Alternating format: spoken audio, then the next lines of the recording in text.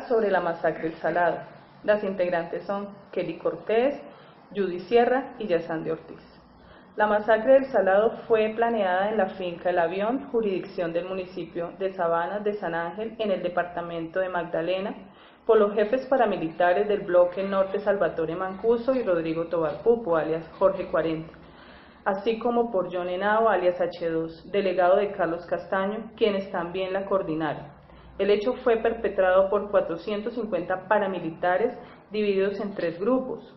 La masacre de El Salado ocurrió entre el 16 y el 21 de febrero de 2000 en los municipios del Carmen de Bolívar, Corregimiento El Salado, Sitio Loma de las Vacas y Vereda El Vaquero, Ovejas, Corregimiento de Canutal y Canutalito, y Veredas Palivaca, El Cielito y Bajo Grande y Córdoba, Vereda de la Sierra.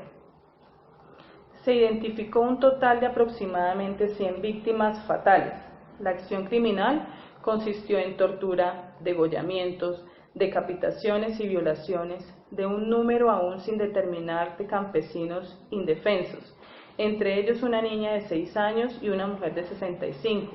En un principio se habló de entre 30 y 60 personas asesinadas, pero en junio del 2008 la Fiscalía determinó que fueron más de 100, asegurando que podía haber sido la matanza más grande de los paramilitares en toda su historia.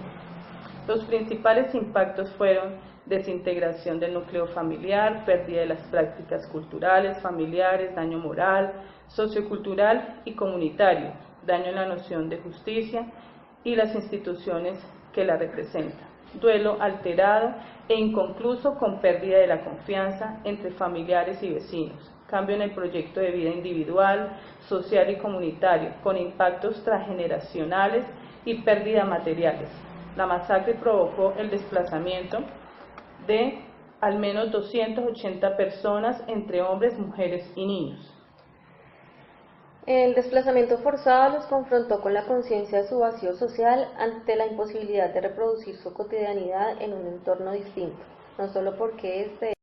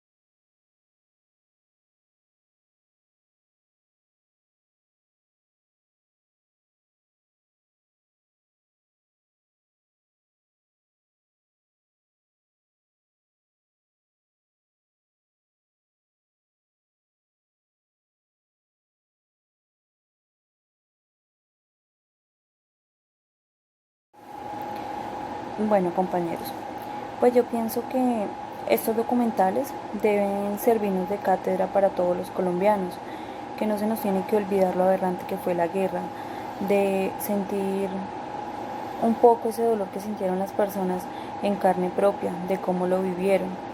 En ese caso, en la masacre,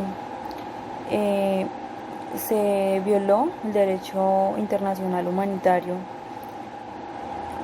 Primero que todo, el de función de protección para la población civil, que en este caso serían los campesinos. Y respetó el derecho a la vida, el derecho a la integridad física, el derecho a la integridad moral.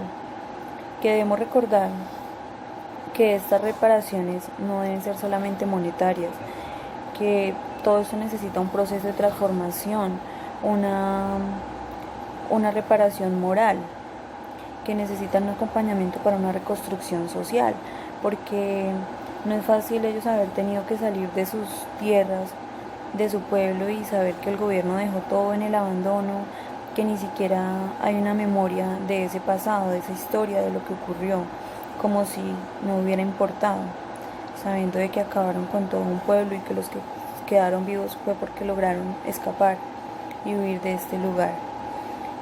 Hay una pregunta que dice: ¿cómo el proceso de la memoria del conflicto armado en Colombia contribuye a la construcción de una cultura de paz? Pues nosotras pensamos que es fundamental educar para una sociedad que conozca la historia y no se olvide de los importantes hechos del pasado que dejaron huella y que no debemos olvidarlo.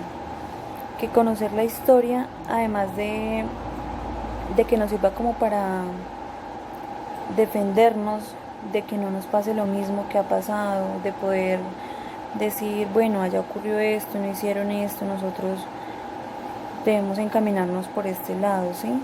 Sirve para analizar y entender el pasado colombiano y que nos permita encontrar unos contextos del pasado para construir un buen presente, ¿sí? Entonces, pues yo pienso que es muy importante saber la historia de nuestro país, de nuestra Colombia, de cómo ha sido la violencia, la guerra.